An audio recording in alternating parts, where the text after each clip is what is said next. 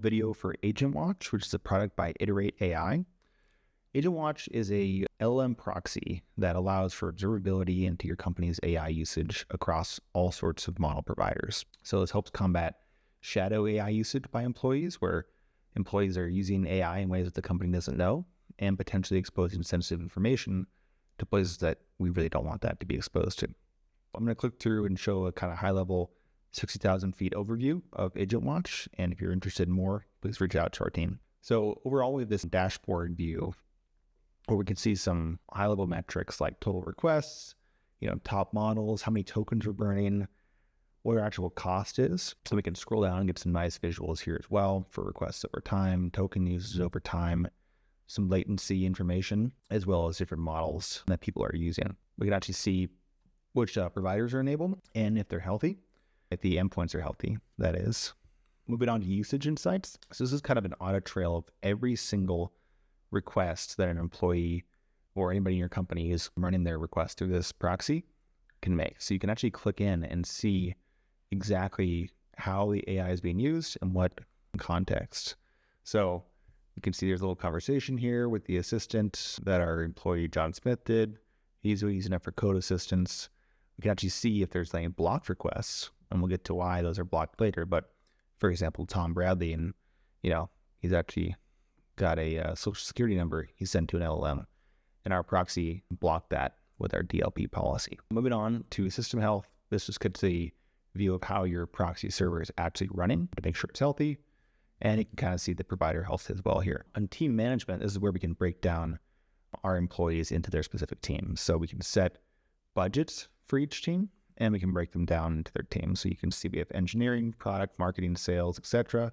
You can actually select the models that they have access to. We're in demo mode, so that didn't actually pull up any models. And then you can edit their budget, edit who's actually in that team and the team details, see their performance across, stuff like that. A lower level view, employee management. This is where we can actually add employees. We can import a CSV employee lists.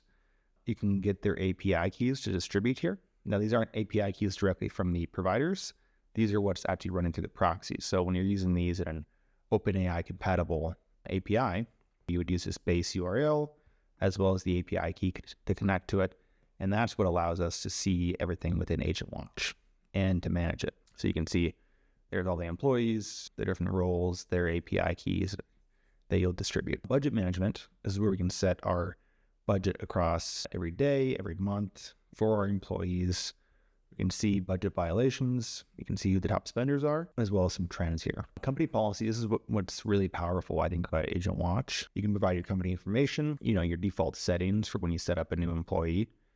But you can also work over here in the compliance and data governance section and make sure that all requests going through this proxy server to these AI models are compliant with the compliance frameworks that you actually need to be compliant as a company. So if you're a SOC 2 company, you can make sure that your users are actually using AI in a SOC 2 compliant way. As you can see, we've also got GDPR, SOX, PCI-DSS, data anonymization, as well as some DLP scanning here, where we scan for PII, HIPAA information, stuff that employees should not be sending to models just in general, but just in case, we'll be able to block it so there's no issue of leaking sensitive information. On API key management, we can actually see our providers that we've enabled, add new providers so that our employees have access to AI models across a ton of different providers. And then on the model catalog, we can see the available models and we can decide, hey, do we want to turn these on, turn these off?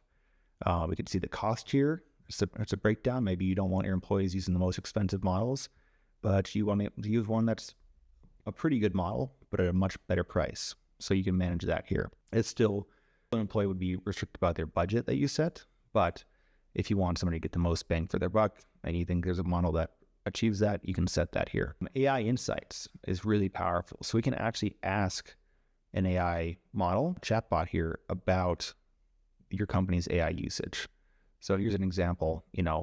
We asked, what are the most common user queries? The AI looked through all the requests, that stuff we saw in the usage insights tab, and it said, hey, this is the most common type of query, code review, technical explanation, sentiment analysis, all that stuff. And so you can ask, make sure employees are using it the right way, help them use it in a better way, make sure there's no information being leaked that hasn't been blocked, if you haven't set your policies yet, etc. In the MCP proxy tab, we can add new MCP servers. We don't need to get into MCP, but there's some really powerful things you can do via model context protocol servers. And that's basically the overview of AgentWatch. Everything else here is an admin functionality for internal usage. But as you can see, it's a really powerful tool that allows you to get some clear AI insights and provision some AI governance for your organization.